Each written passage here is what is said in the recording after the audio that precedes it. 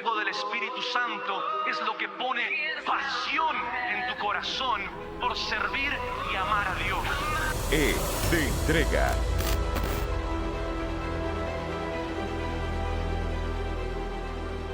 P de pasión.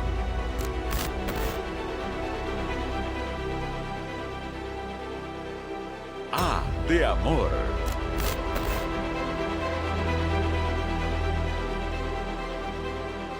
EPA por Jesús.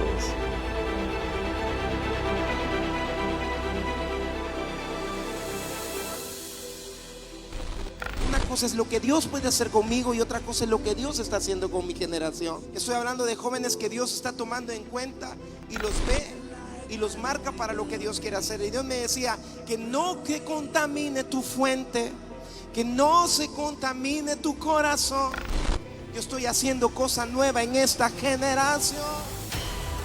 Nació con el deseo de ver la llama del Espíritu Santo encendida y ardiendo continuamente en el corazón de la juventud, bajo la visión de reino y con la determinación de despertar entrega, pasión y amor por Jesús.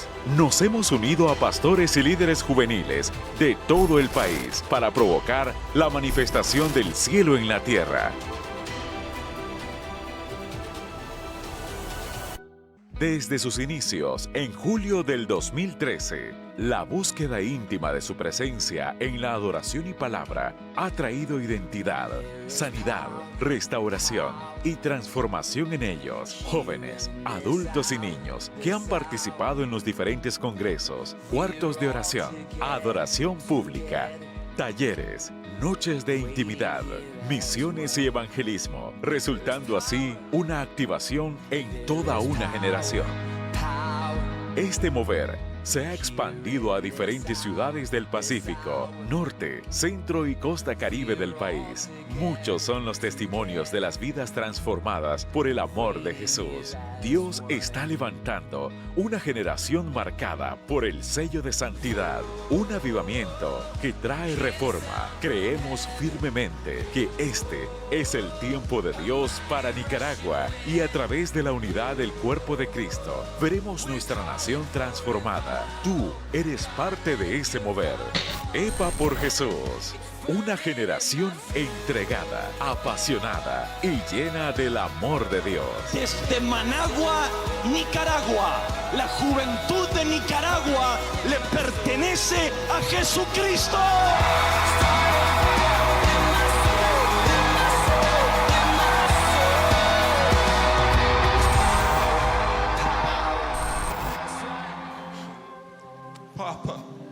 Papá, papá, papá, papá.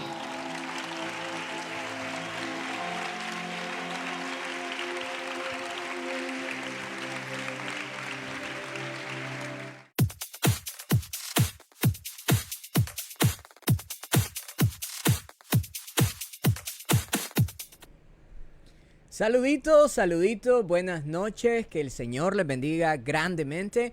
Gracias por estar acompañándonos en nuestro tiempo de discipulado de EPA por Jesús. Si usted se une con nosotros por primera vez, quiero contarles un poquito de qué se trata este proceso.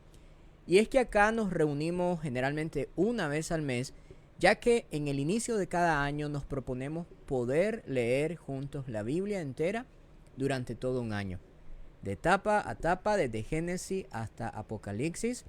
Hay diferentes maneras de poder leer la Biblia de forma completa. Hay personas que la leen de manera cronológica.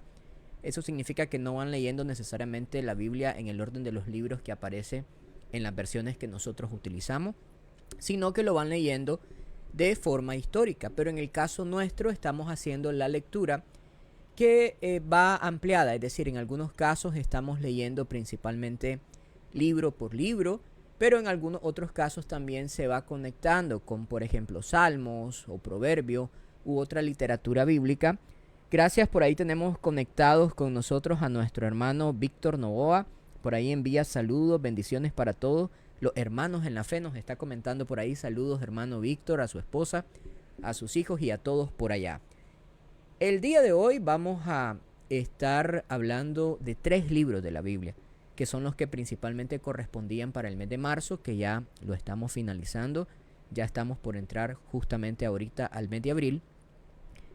Y vamos a estar hablando del libro de Deuteronomio, de Josué y de Jueces. Ya estamos finalizando lo que corresponde al Pentateuco. Estos son a los 5 primeros libros, más específicamente conocido como la Torá. Así que después de Génesis, Éxodo, Levítico, Número, Deuteronomio, vamos a entrar a lo que en la estructura de nuestra Biblia le conocemos también como los libros históricos. Dentro de los libros históricos vamos a estar mencionando hoy lo que sería Josué y el período de los jueces. Pero hemos querido hacer algo un poco diferente en esta ocasión. Hemos querido hacer un análisis no solamente histórico, no solamente hablar desde la perspectiva teológica, sino también práctica. Y hemos titulado a la reflexión, al estudio del día de hoy, de la promesa a la posesión. El reto de mantener el corazón fiel.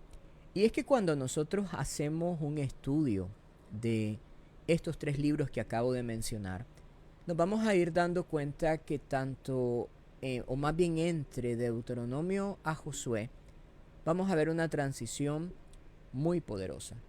Una transición que implica la institución de una nación que en el pasado, hablando cuando inicia en Génesis capítulo 12, era apenas una familia que se fue expandiendo, que fue creciendo, que fue tomando poder y fuerza, que Dios mismo fue respaldando a través de un pacto que Él mismo hizo con Abraham. Pero ahora esta ya no es una familia únicamente. Estamos hablando de una nación que se ha constituido, se ha solidificado y que está a punto de establecerse en el territorio que ya 300 y pico de años atrás se le había prometido al que sería su patriarca, el mismo Abraham. Es decir, todo este ciclo que sucede acá, Dios le da la promesa a Abraham, pero luego él se establece ahí, pero no toma posesión de la tierra. Al punto tal, lo mencionábamos en una reflexión anterior, que aun cuando su propia esposa muere, tiene que tomar o comprar un lote de tierra para poder enterrar a su propia esposa en la tierra que Dios le había prometido que iba a ser de él.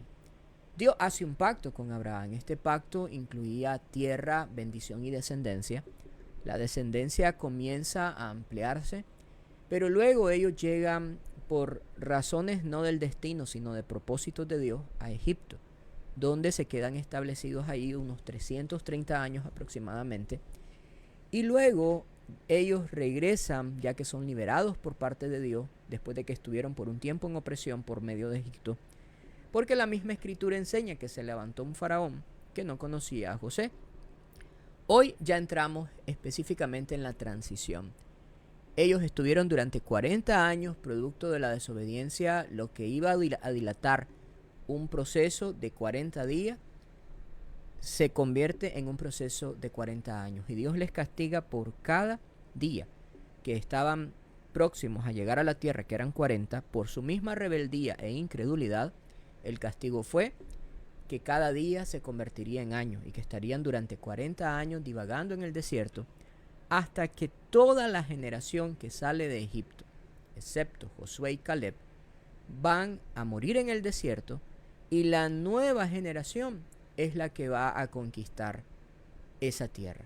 Por eso es que hoy estamos hablando de la promesa a la posesión.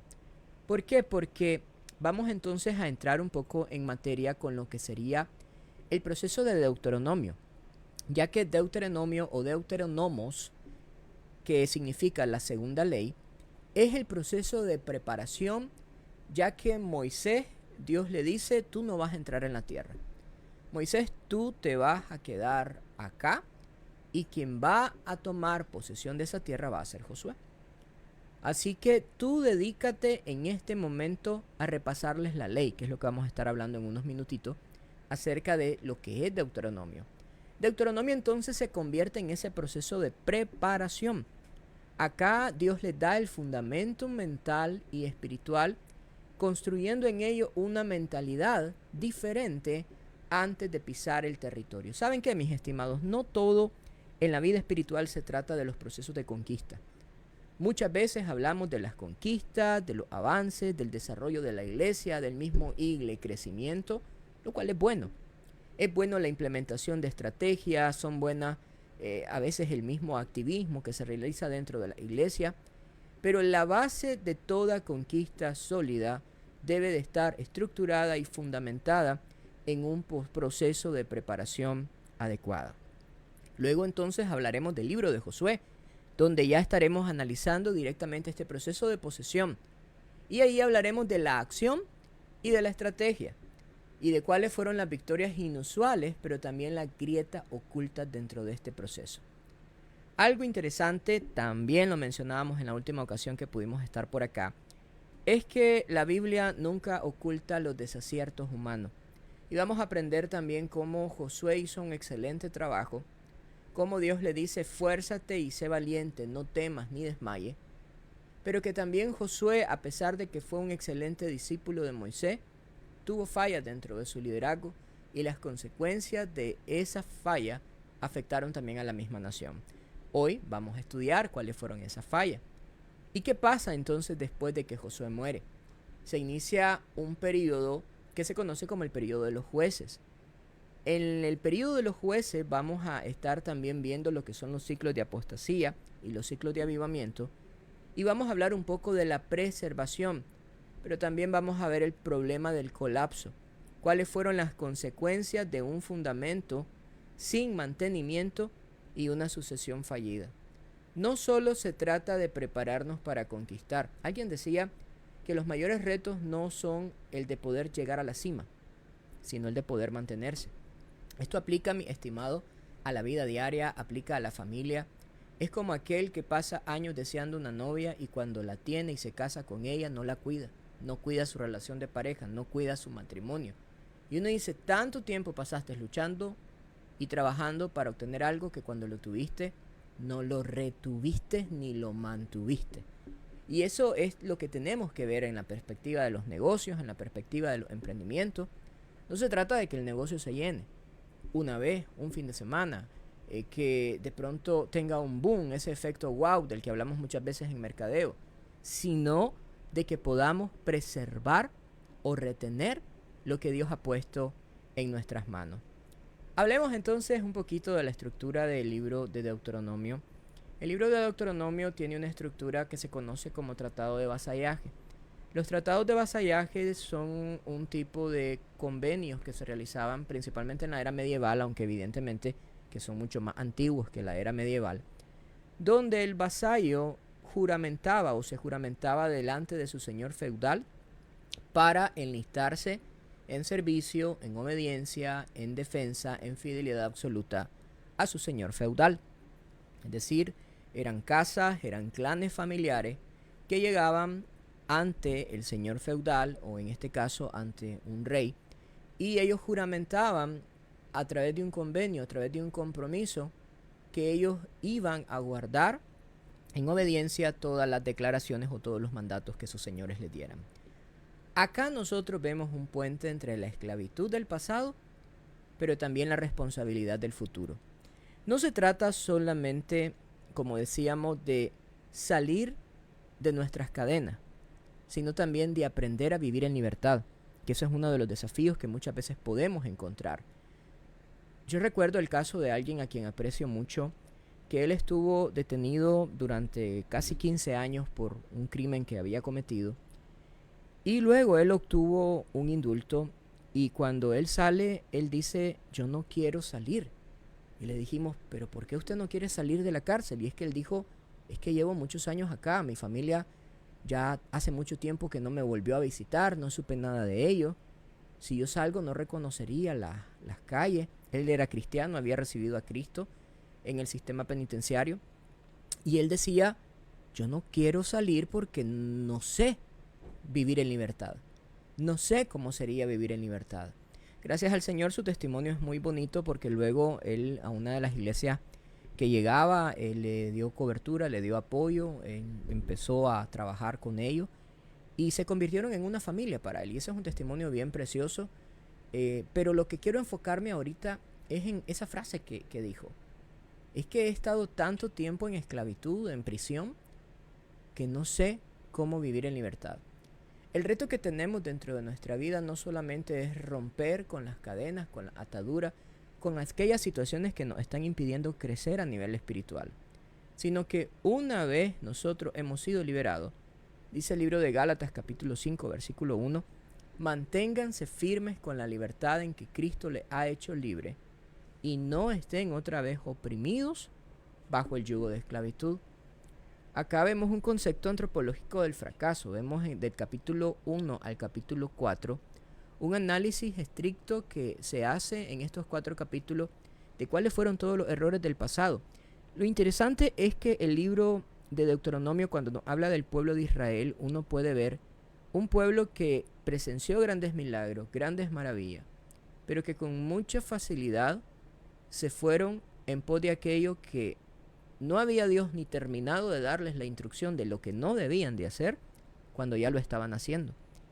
Y uno lo primero que dice es: qué pueblo más terco, qué pueblo más necio, qué gente más dura, qué personas más tercas. Pero cuando nosotros nos vemos en el espejo, nos vemos reflejados en las actitudes que también este pueblo tuvo, son las mismas que nosotros constantemente tenemos.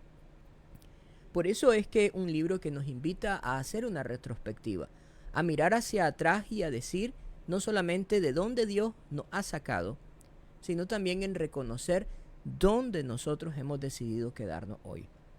Del capítulo 5 al capítulo 26, como Deuteronomio es un repaso de la ley, se convierte entonces en un manual instructivo donde Moisés se sienta con el pueblo, un pueblo joven, como nosotros, como la mayoría al menos de nosotros. Acá yo sé que tenemos de todos, tenemos chavalos de 15, tenemos chavalos acá conectados de 14 entrando a 15 y chavalas de 19 entrando a 18, porque por ahí veo que todos son chavalones por lo visto. Así que es una generación joven, es una generación que escucharon a sus padres acerca de las maravillas que Dios había hecho, pero que también ellos presenciaron esas mismas maravillas en el desierto. Pero ahora necesitaban solidez, ahora necesitaban que esa ley se hiciera viva en la vida de cada uno de ellos. Y una vez Moisés se encarga de reparar, de preparar, de repasar, de fortalecer, de ayudarles a ellos a estudiar la misma ley, entonces él finaliza preparándoles para el futuro. Moisés tiene una visión a largo plazo, sabe que él ya está a punto de fallecer. Dios ya le ha dicho que ha llegado su tiempo y ahora él lo que está haciendo es equipando a la nueva generación para que tome posesión de la tierra que durante 40 años, y hablemos más bien de 330 o 340 años, han estado esperando conquistar. Incluso podríamos hablar ya ahí de un ciclo más específicamente de 400 años. Ahora, también Moisés hace un enfoque principal de las consecuencias. Lo que hace en el buen nicaragüense es que les deja la pelota en su cancha. Y les dice: ¿saben qué? Ya yo les he enseñado lo que les tenía que enseñar. Ya les he hablado de los errores que cometieron sus antepasados. Ahora quedan en sus manos la bendición y la maldición. Escojan pues. Y hay un enfoque de consecuencias inevitables basadas en las decisiones presentes. Uno de los problemas que vemos también dentro de esta conducta del pueblo, que también decíamos es una tipología nuestra, hablemos un poquito de lo que he decidido titular la psicología de la autosuficiencia. Y es que hay un síndrome que nos narra Deuteronomio capítulo 8, versículo del 11 al 14, que nos dice: cuídate de no olvidarte, no seas que comas y te sacies, y se enorgullezca tu corazón. Una de las cosas que vamos a enfrentar cuando comenzamos a experimentar el éxito o estamos por adquirir el éxito es que con mucha facilidad se nos puede olvidar de dónde hemos salido, de dónde venimos, cómo hemos empezado. Y constantemente el libro de Deuteronomio usa la palabra recuerda. Recuérdale a tus hijos. Es más, hasta le invitaba al pueblo a que se ataran a su misma frente y a su mismo brazo textos de la escritura, el famoso Shema Israel, Elohim Adonai, uno.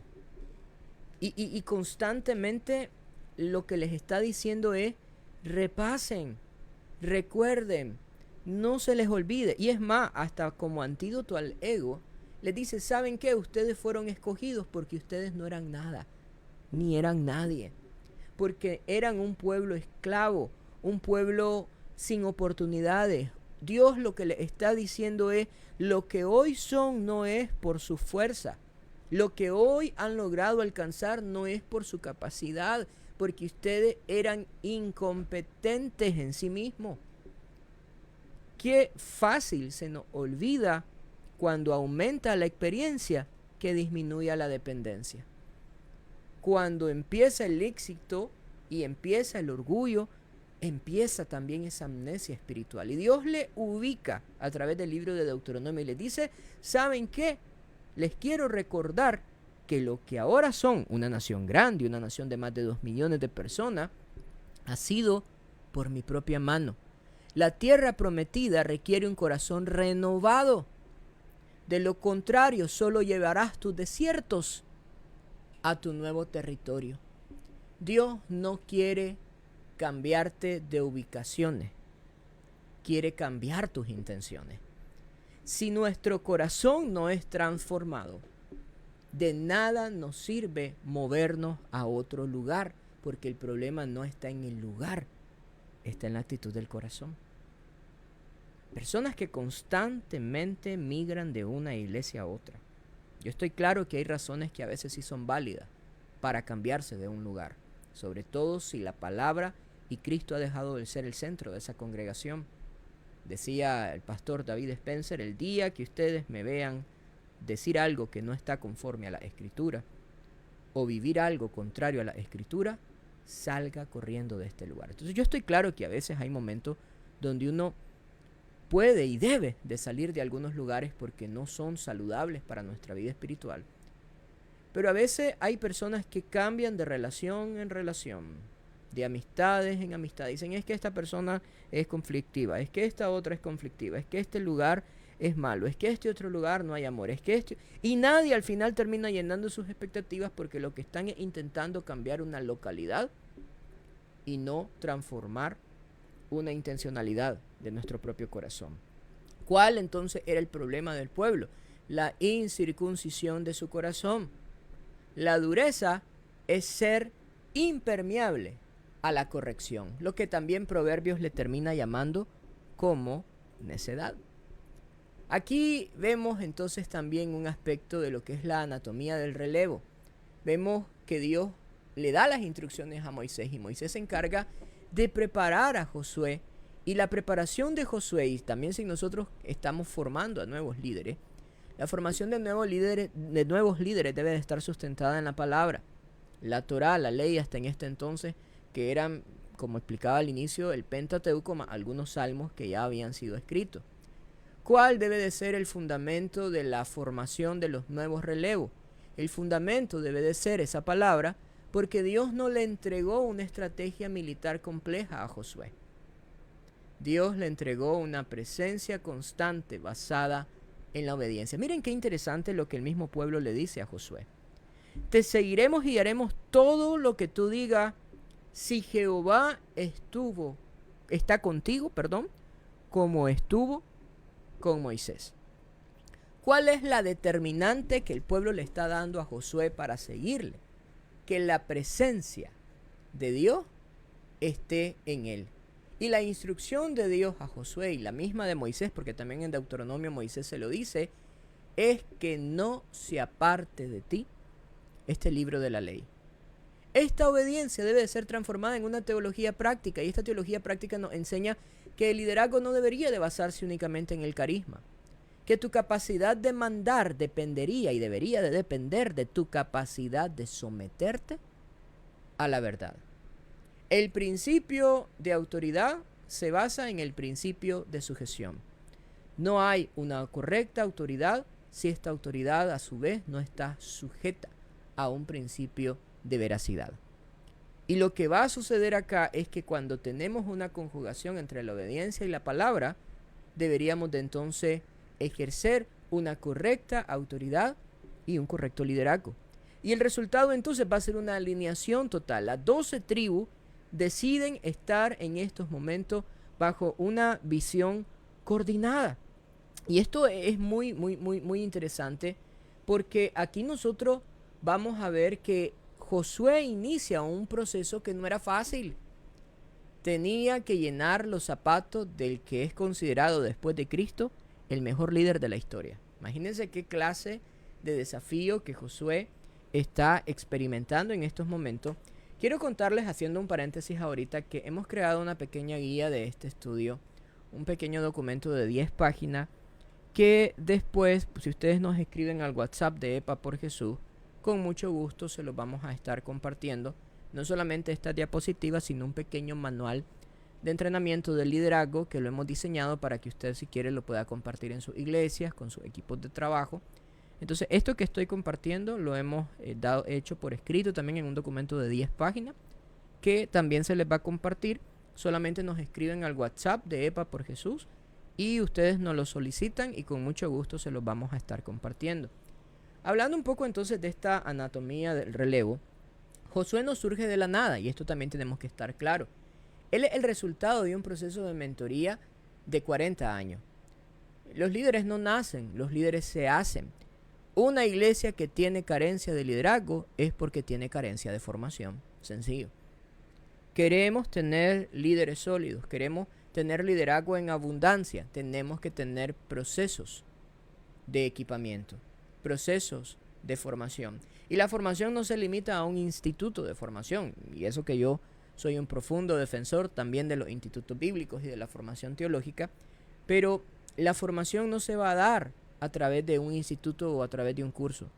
La formación debe de darse a través de una interacción intencionada, constante. Era lo que la Biblia nos enseña de Josué. Josué constantemente, nos dice las Escrituras, cada vez que nos lo describe, no se apartaba. Mientras Moisés estaba en el monte, mientras Moisés estaba en el tabernáculo delante de la presencia del Señor, la Biblia va a notar que constantemente nos describe que él estaba a las puertas esperando por Moisés. El fundamento del éxito es que Dios no le promete esa estrategia militar, lo decimos acá. Dios lo que le está instando es a que la presencia esté. Miren que dice Josué acá, el mismo texto, capítulo 1, nadie te podrá hacer frente en todos los días de tu vida. Como estuve con Moisés, estaré contigo. Solamente esfuérzate y sé muy valiente para cuidar de hacer conforme a la ley. Ahora, Josué definitivamente no todo lo que sucedió en él fue perfecto. Vamos a ver acá algunos aciertos y algunos desaciertos. Vemos el caso, por ejemplo, de Jericó. La victoria del servicio. Acá vemos que Dios les da una instrucción militar, pero más que militar es una instrucción ritual. Porque Dios les dice, durante 6 días darán una vuelta a la ciudad y al 7º día darán 7 vueltas. 6 más 7 son 13. Así que a las 13 vueltas el muro se cayó, no a las 7. Y esta conquista de Jericó es el acierto máximo de Josué, porque demuestra una dependencia total. Aquí no fueron los shofares los que derribaron los muros. Aquí no fueron ni los cánticos ni los gritos, necesariamente. Lo que derriba las murallas es la presencia de Dios, y lo que activa esa presencia es la obediencia a la instrucción que Dios mismo le había dado. Por eso es que es tan importante el proceso de la conquista ligado al proceso de la dependencia. Dios primero les dice que marchen en silencio por 6 días, pero al 7º día les dice que lo hagan, y esto militarmente, lo decíamos, no tiene una lógica común. Nadie diría qué estrategia militar es esa. ¿Cómo vas a derrotar a una ciudad amurallada y bien armada haciendo algo que no tiene ningún sentido? Y es que en este proceso Dios a veces lo que nos pide una obediencia que va fuera de la misma lógica, pero que demuestra nuestra confianza absoluta en Él. También acá vemos una unidad del pueblo, muy distinto al caso del arca de Noé, donde fue Noé junto con su familia quienes construyeron un arca, y el resto de la humanidad lo que hizo fue burlarse, rechazarles y despreciarles. Pero acá el pueblo pudo haber dicho lo mismo: Josué, estás loco. ¿Cómo se te ocurre que vamos a ir a dar vueltas alrededor de la ciudad? Si ellos son fuertes, ellos son más grandes que nosotros, ellos tienen muros impenetrables. El pueblo pudo haberse dividido como lo hicieron en el caso de los 2 espías hace unos 40 años atrás en esa historia, pero acá hubo una unidad del equipo. Josué logró alinear a las 12 tribus bajo una sola visión de conquista, y esto no solo fue un esfuerzo individual, fue una movilización nacional coordinada. Pero también hubo algunos desaciertos, porque también, aparte de que aquí al menos estamos viendo un acto de dependencia, pero lamentablemente vimos también desaciertos donde ocurrió lo opuesto, donde lo que hubo fue un peligro de autosuficiencia. En el caso estoy hablando ahora de Jai, en el caso de Gabaón, donde Josué fue engañado. Vemos casos donde en la primera instancia hubo pecado oculto, hubo una desobediencia del pueblo, y la desobediencia de uno hizo que el juicio de Dios se extendiera, la presencia de Dios se apartara y fueran derrotados en Jai, que era una nación más pequeña. En Jericó no había posibilidades de que ellos ganaran por sí solos, y Dios les da la victoria. En Jai, que era una nación muchísimo más pequeña, todo dictaminaba que ellos fácilmente iban a derrotarlo, e Israel fue derrotado. Y luego entonces Dios le dice, ¿sabes por qué? Porque hay anatema en medio de ti, porque hay pecado oculto. Y ahí entonces donde vemos la importancia de cuidar la integridad, que es lo que sucedió en el caso de Jai. Tras Jericó, Josué envía a los espías, deciden atacar, atacan a Jai con pocos hombres, confían en su fuerza y son derrotados de una forma humillante. El problema aquí fue el pecado de Acán. Aprendemos de esta historia que un líder no puede avanzar si hay falta de integridad en su campamento. Esto es tu familia, tu empresa, tu iglesia. La victoria pasada no garantiza la victoria presente si descuidas tu santidad. Y ojo a lo que estamos diciendo, lo repito. La victoria pasada no garantiza tu victoria presente si descuidas tu santidad. En Gabaón pasó otra situación. Los gabaonitas fingen venir de lejos con un pan mohoso, con sandalias deterioradas, con ropas desgastadas, y hacen un pacto. Josué se basa en la apariencia de lo que está viendo, y ellos le dicen, hagamos un pacto que ustedes no nos van a destruir, nosotros vivimos largo, y en realidad vivían cerca. ¿Y qué sucede acá? Dice Josué 9:14, y los hombres de Israel tomaron de las provisiones de ellos, y el pecado, ¿cuál fue? No consultaron a Jehová. El problema acá de Josué fue que Josué usó la lógica y su sentido, pero no su discernimiento espiritual. Para nosotros como líderes sería un gran peligro, no solamente en temas de negocios, en temas de alianzas, hacer alianzas que parecen buenas, pero que no son la voluntad de Dios. Tengan mucho cuidado en las alianzas que esté realizando, con quién se esté asociando. Otro de los problemas que vimos acá ante toda esta misma situación es que hubo también fallas en cuanto al legado y a la sucesión. Vemos un Moisés entrenando a un Josué para que quede a cargo, pero no vemos a un Josué entrenando a un sucesor, ni siquiera a sus propios hijos, entrenado para asumir el puesto, para darle secuencia. Y ahí más bien donde entra en una situación de carencia. Mire, yo quiero explicar un texto complejo, y digo complejo porque ha sido muy mal interpretado y ha sido puesto como una promesa cuando no es una promesa, es una declaración, y es más, es todo lo opuesto, es una declaración de crisis y miseria espiritual. El famoso texto, yo y mi casa serviremos a Jehová, es un texto lamentablemente que expresa miseria espiritual, y no es una promesa de que si usted es creyente, su familia va a ser creyente, ya que la salvación es un proceso individual. Esta no es una promesa, esta es una declaración, lo voy a decir así, muy lamentable. Usted va a decir, ¿pero por qué? Bueno, lea el contexto, vea qué es lo que está pasando. Israel llega a un punto tal de crisis y de falta de sucesión que Josué ya tira los guantes. Y Josué les dice, ¿saben qué? Hagan lo que quieran. Escojan entre los dioses de este lado del río y los dioses de este otro lado del río. Ni siquiera les está dando a escoger entre Dios y los dioses. Les está diciendo, escojan entre estos dioses de este lado del río o estos otros dioses de este otro lado del río. ¿Qué está diciendo él? Yo ya sé que ustedes a Dios no quieren escoger. Hay una crisis moral y espiritual tan grave en ese momento al final del liderazgo de Josué, que lo que él termina diciendo es, hagan lo que quieran, pero al menos yo y mi casa serviremos a Jehová. No es un texto promesa, es un texto de declaración. Él está declarando, si ustedes quieren servir a los dioses de este lado del río o a los del otro lado del río, ese es su problema. Sí vemos una determinación firme, pero también vemos una carencia de secuencia. Y a pesar de que ellos lograron tener estabilidad territorial, hubo una unidad religiosa temporal, Josué conquistó la tierra, pero no preparó a un sucesor específico. Moisés invirtió su tiempo en Josué, pero Josué no parece haber invertido el tiempo en un Josué Junior. Esto deja un vacío de poder que da paso al caos que vamos a estar ahora viendo en el libro de Jueces. Algunos puntos relevantes sobre el libro de Josué es que en Jericó él consulta a Dios, Dios le da una estrategia inusual y hay una victoria total.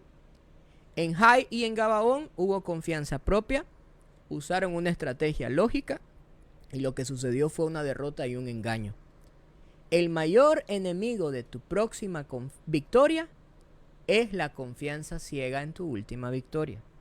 No hablemos de las glorias pasadas únicamente.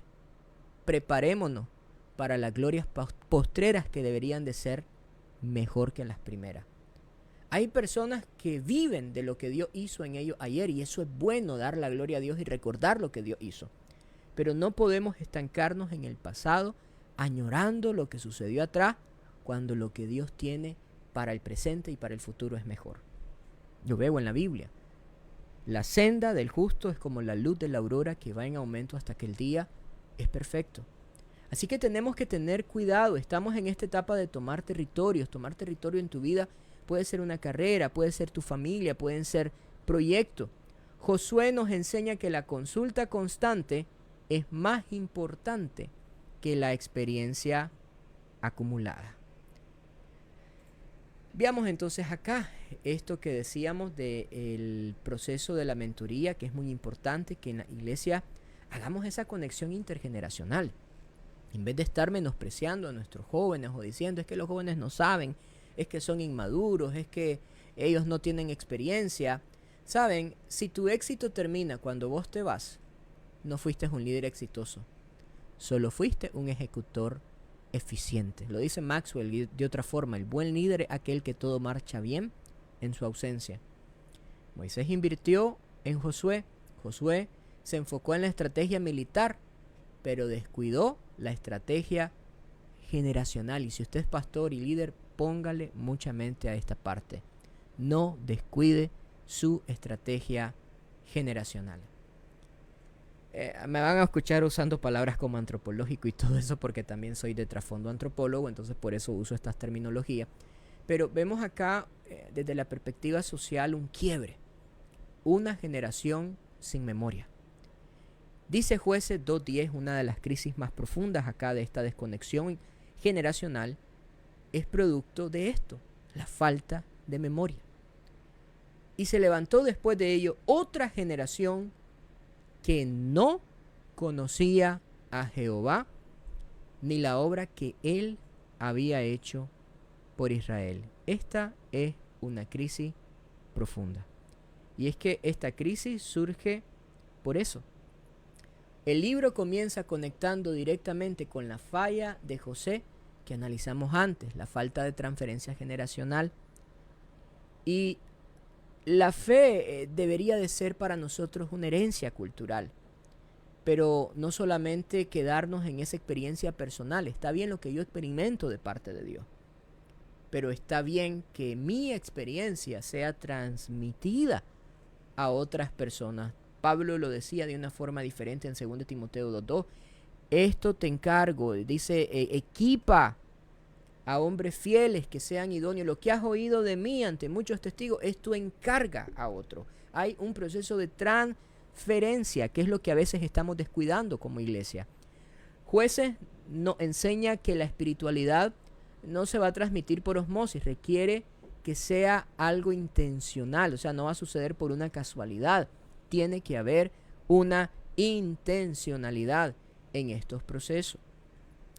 ¿Qué vemos de característica principal? Y casi ya estamos llegando a nuestros últimos 5 minutos de este tiempo. Vemos un ciclo de autodestrucción. Mire que Dios los prepara en Deuteronomio. En Josué conquista, pero Josué comete también algunos errores, como dejar a personas que Dios no le había autorizado a dejar, de negociar con el mismo enemigo. Y queda una crisis moral, donde vemos el problema del pecado que se mezclan ellos con la cultura cananea. Se da una situación de opresión, el enemigo entonces tomaba poder, se levantaba, los derrotaba, y esto sucedía porque Dios les dejaba, simple y sencillamente, producto de su pecado. La presencia de Dios se retiraba, y cuando la presencia de Dios se retiraba, se iba la protección, y entonces caían en opresión. Ellos clamaban: oh Señor, ayúdanos, sálvanos, levántanos. Había un arrepentimiento superficial condicionado por el dolor. Y este es el problema. Sería otro tema que hablaríamos quizás otro día, pero hay diferentes tipos de falsos arrepentimientos. El arrepentimiento nos lleva a un cambio de dirección. Y a veces lo que estamos experimentando no es arrepentimiento. A veces es remordimiento, que puede ser una característica como parte del arrepentimiento, pero no necesariamente nos lleva al arrepentimiento. Puede haber miedo, puede haber temor, puede haber dolor, pero cuando el dolor es quitado, cuando el agente estresor es quitado y la persona vuelve a su misma naturaleza, decimos, entonces no hubo aprendizaje. Hay un clamor, hay un arrepentimiento superficial, y Dios enviaba la salvación. Esa salvación era enviada a través de alguien conocido como un juez. Los jueces eran libertadores, eran personas que ejercían autoridad en el pueblo, no eran exactamente reyes, pero eran personas que fungían incluso en funciones proféticas, que guiaban y daban instrucciones al pueblo, pero eran principalmente libertadores. Este ciclo exacto se repite 7 veces, hundiendo la sociedad cada vez más en oscuridad. Esto es lo que se conoce como los ciclos de corrupción y avivamiento, o de perversión y avivamiento. Este ciclo se repetía una y otra vez. 7 veces es descrito en el libro. El pecado, la corrupción, la opresión o el juicio, el clamor y arrepentimiento, la salvación, el silencio, y después volvían a pecar. Ya cuando todo se había ido, el susto se había acabado, volvían al acto de inmoralidad y perversión, volvía el castigo de Dios, volvían a clamar por libertad, volvía el Señor a levantar a un Salvador, volvía a haber una paz temporal y volvían a pecar nuevamente. ¿Qué vemos entonces acá en una comparación entre las épocas de la victoria al caos? Analizando el liderazgo de Josué, vemos que fue un liderazgo centralizado, fuerte y unificado, pero en el caso de Jueces vemos ya un liderazgo más fragmentado, más débil y basado en caudillismo. En el enfoque estratégico vemos a Josué en un proceso de conquista, avance y expansión. Pero ¿sabe qué pasa en el libro de Jueces?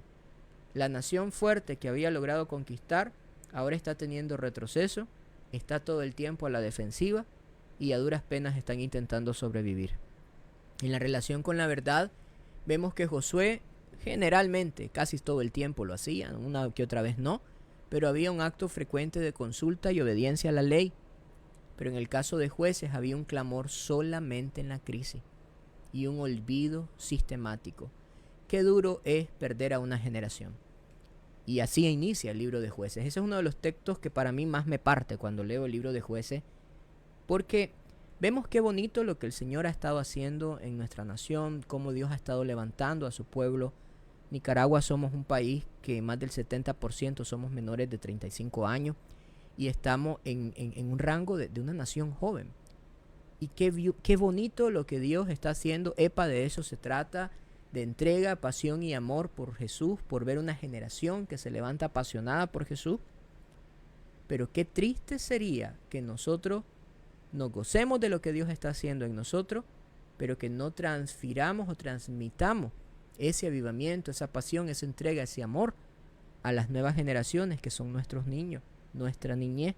Por eso es tan importante el trabajo unificado de la iglesia en el evangelismo infantil, en el trabajar con las nuevas generaciones. Si usted es maestra de escuela dominical, si usted está trabajando en ministerio infantil, Dios ha puesto en sus manos esa nueva generación. Tiene un privilegio increíble para que no perdamos a esa nueva generación que se está levantando y no nos suceda lo que sucedió con naciones europeas que en su momento fueron ejes de avivamiento y que hoy en día son ejes de ateísmo. El resultado final en el caso de Josué fue una victoria colectiva. En el caso de Jueces hubo un caos individualista. El diagnóstico final es que hubo una tiranía del relativismo, o sea, cada quien hacía lo que quería. En aquellos días no había rey en Israel. Cada uno hacía lo que bien le parecía. Y esto no es un reflejo del sistema únicamente, es un reflejo del individuo, ya que al final el sistema es la acumulación de los pensamientos, de las percepciones, de las cosmovisiones de los individuos. Hay una anarquía del yo. Cuando no hay autoridad superior, el individuo se convierte en su propio estándar de verdad. Había una esclavitud disfrazada, porque ellos decían podemos hacer lo que nos parece, pero en realidad eran esclavos de sí mismos. Terminaban haciéndose esclavos de sus propios deseos, de sus propias culturas, de sus propios impulsos. Había un liderazgo insuficiente. Crisis de liderazgo generan crisis morales en la estructura. Por eso es que es tan clave el equipamiento, el entrenamiento de nuevos líderes. Los jueces salvaron batalla, pero mire cuál fue el problema. No cambiaron corazones. Sin estructura no hay cambio duradero. Y sabe que era lo más horrible en el caso de la historia del libro de Jueces. Lea cómo terminó, y los que estamos llevando el plan de lectura ya lo habremos leído. Y es que lo más triste de esta historia es que cuenta el abuso sexual de una joven que luego fue descuartizada y sus partes fueron distribuidas entre toda la nación, y que fue abusada desde el anochecer hasta el amanecer, hasta que murió. Y uno dice, pero ¿por qué la Biblia cuenta este acto tan repugnante, tan repulsivo? Porque lo que Dios está queriendo mostrarnos a través del libro de Jueces era el nivel de repugnancia y de inmoralidad y de maldad tan sucia, miserable y oscura al que el pueblo había llegado. O sea, nos habla de 7 veces los ciclos de corrupción y avivamiento para luego terminar en el colmo, que así se conoce esta historia, el colmo del libro. La situación más abominante que sucede. Y es triste. Y aquí entonces nosotros tenemos que hacer esta reflexión de este mapa del éxito y el fracaso. Tenemos que ver que en Deuteronomio se nos habla del cambio de mentalidad. De eso es a lo que se dedica Moisés al enseñarles la ley. ¿Por qué? Porque la conquista es un estado mental de obediencia. Vence tus desiertos internos primero, antes de querer ir a conquistar, antes de ir a la acción. Josué nos refleja la acción. La estrategia requiere consulta. Limpiar a medias hoy garantizará problemas mañana. Y ese fue el grave problema en este libro. Y en el caso de Jueces, las consecuencias. La libertad sin fundamento colapsa. Perder nuestra identidad nos vuelve esclavos de la cultura. La preparación de Deuteronomio es el único antídoto contra el caos de Jueces. 3 lecciones finales entonces para reflexionar y recordar. Son 3 lecciones innegociables para el líder de hoy. Primero que nada, el peligro del casi. Josué conquistó casi todo. Ese casi fue el que destruyó a la siguiente generación. ¿Qué hábito o alianza estás permitiendo hoy que podría destruir tu futuro mañana? La tiranía del relativismo. Sin un estándar absoluto, que es la palabra, el liderazgo solo sirve al ego. No consultes a Dios solo después de tu Jericós. Consúltale en tus gabaones, en tus decisiones obvias. Y tu verdadero legado. A los 30, 40 años somos el puente. Si no conectamos la verdad con la siguiente generación, el ciclo de Jueces iniciará en casa.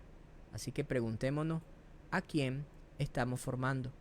Porque una generación que olvida su historia está condenada o destinada a repetir sus ciclos de esclavitud.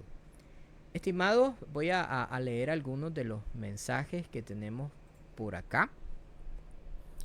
Queremos entonces terminar orando y bueno, me inspiré, así que no estuve leyendo lo que estaban escribiendo. Por acá tenemos a nuestra hermana Claribel, bendiciones, bendiciones hermana Arlen Vanessa, hermano Francisco, por ahí lo extrañamos, no nos pudo acompañar en clase la última ocasión, pero ahí nos vemos pronto. Hermana Heidi, bendiciones, también por ahí tenemos a Jancito, Dios le bendiga. Tenemos a nuestro hermano Elix Sli, lo vamos a pronunciar ahí, Patricia por ahí también, Carla, bendiciones, Indiana, Ashley, Abigail, hermano Juan Pablo, por ahí también fuertes abrazos, bendiciones también al pastor Pedro Sánchez, por ahí conectado, nuestra hermana Daylin, Adelita Urbina, amén hermana, recibimos esas palabras y esos buenos deseos de bendiciones, hermana Argeri Mercado, Daylin Adelita Urbina, así que gracias, bueno también ahí está Catherine conectada, bendiciones, fuertes abrazos.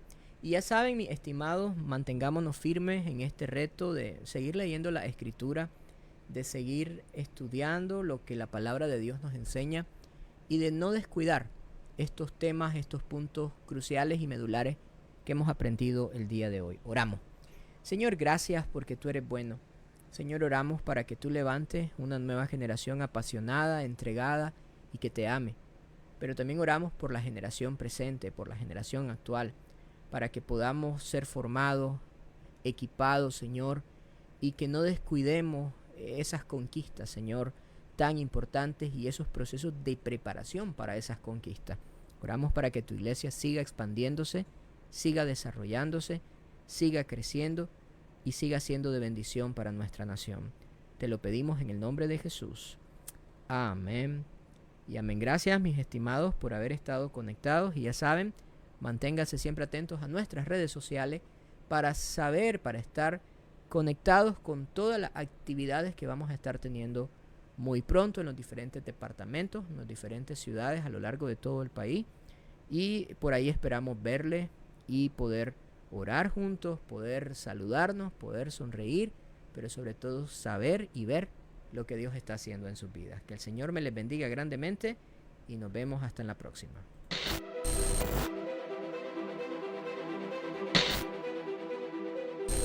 El fuego del Espíritu Santo es lo que pone pasión en tu corazón por servir y amar a Dios. E de entrega.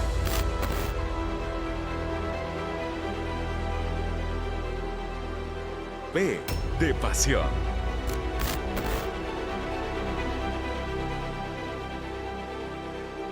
A de amor.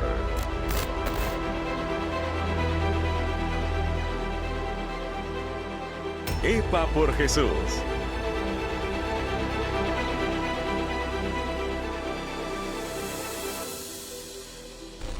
Una cosa es lo que Dios puede hacer conmigo y otra cosa es lo que Dios está haciendo con mi generación. Estoy hablando de jóvenes que Dios está tomando en cuenta y los ve y los marca para lo que Dios quiere hacer. Y Dios me decía que no te contamine tu fuente, que no se contamine tu corazón. Yo estoy haciendo cosa nueva en esta generación. Nació con el deseo de ver la llama del Espíritu Santo encendida y ardiendo continuamente en el corazón de la juventud, bajo la visión de reino y con la determinación de despertar entrega, pasión y amor por Jesús. Nos hemos unido a pastores y líderes juveniles de todo el país para provocar la manifestación del cielo en la tierra.